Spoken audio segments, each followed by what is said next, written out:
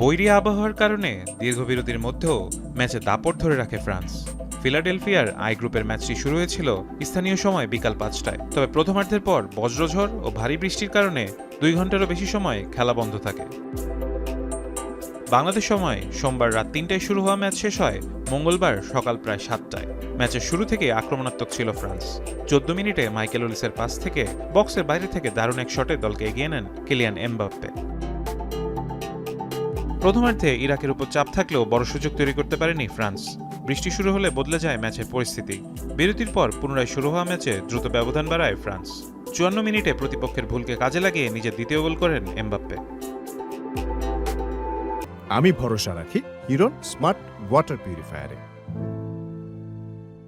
এটি ছিল ফ্রান্সের জার্সিতে তার ১০০তম ম্যাচ। আর সেই ম্যাচে জোড়া গোল করে উজ্জ্বল করেন নিজের মাইলফলক। এই নিয়ে বিশ্বকাপে ১৬ ম্যাচে তার গোল সংখ্যা এখন ১৬টি। এবারের আসরে ২ ম্যাচে করেছেন ৪ গোল। ৬৬ মিনিটে ব্যবধান ৩-০ করেন ওসমান দেমবেলে। মাইকেল ওলিসের পাস থেকে পাওয়া সুযোগ কাজে লাগিয়ে নিশ্চিত করেন ফ্রান্সের বড় জয়।